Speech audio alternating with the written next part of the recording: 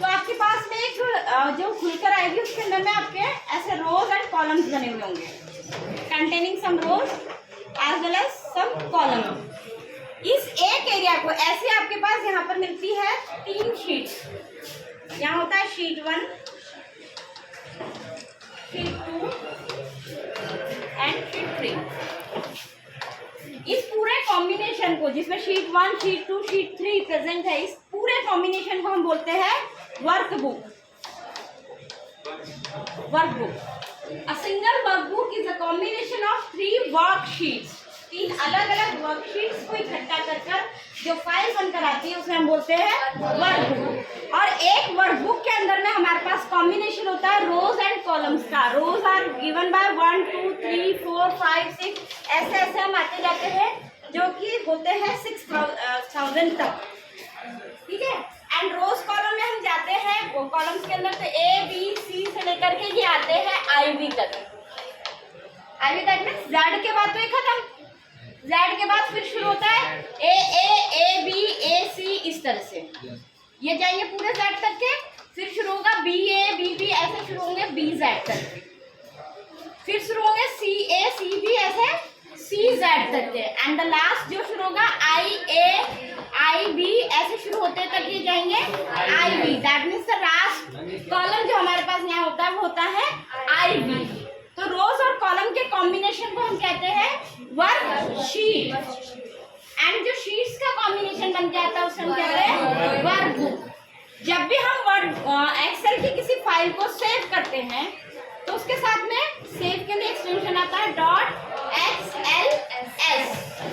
जब भी आप सेव करते हैं, द मेन पर्पस, आपने माइक्रोसॉफ्ट वर्ड का ध्यान दिया है जो कि रिलेटेड टू द डॉक्यूमेंटेशन रहता है। कोई रिपोर्ट बनानी है, कोई फाइल सेव करनी है, किसी तरीके का डिस्क्रिप्शन लिखना है, वो सारी चीज़। जबकि एक्सेल का यूज हम करते हैं किसी भी तरीके के डेटा को मेंटेन करने के लिए। जो भी डेटा है रिलेटेड टू द नंबर हो सकता है, वो रिलेटेड टू द कैलकुलेशन हो सकता है, related to the any graphical representation होता है, वो सारी चीज़ों के लिए हम यूज करते हैं वर्कबुक का, वर्कशीट का, ठीक है। इसी को हम बोलते हैं स्प्रेडशीट। एक्सेल को भी हम क्या बोलते हैं, स्प्रेडशीट। तो ये main purpose of that sheet is to do the calculation related task. कितना भी कर, आप वर्ड पे अगर टेबल में गए तो वहाँ पे भी आपके कैलकुलेशन रिलेटेड टास्क किए होंगे, लेकिन वो लिमिटेड रहते हैं, है ना, लिमिटेड। जबकि अगर आप एक्सेल में आओगे तो एक्सेल में आप जितना सोच सकते हो उससे कहीं ज़्यादा हाई लेवल तक के हम कैलकुलेशन, डाटा स्टोरिंग और ग्राफिकल रिप्रेजेंटेशन, ये सारी चीज़ें कर सकते हैं, ठीक है। एक जितना भी डेटा आप लोग देखते हो, मान के चलिए एक वेबसाइट है, that website containing several of student, आपका रिजल्ट डाला जाता है, CBSE का रिजल्ट डाला गया, है ना।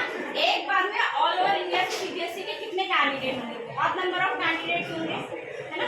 वो सारा डेटा हम किसमें स्टोर करके रखते हैं, विंडो के ऊपर में कैसे हो रहा है, पेज के फॉर्मेट में।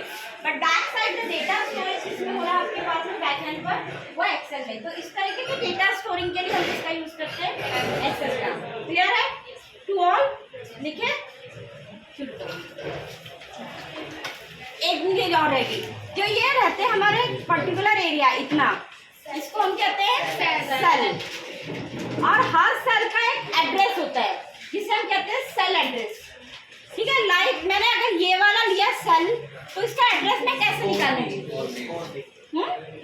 B4, पहले कॉलम नंबर आएगा फिर रो नंबर, इस तरीके से बनता है उस सेल का address. If we will go here, तो इस सेल का एड्रेस निकालना हो तो क्या निकलेगा, यहाँ मान के चलिए D5। तो इस तरह हर एक सेल का एक सेल एड्रेस होता है। इसमें जितना भी हमें कैलकुलेशन करना हो, जितनी भी वर्किंग करनी हो, वो सेल एड्रेस के थ्रू ही होता है। क्लियर है? हाँ, चलो नोट करते हैं।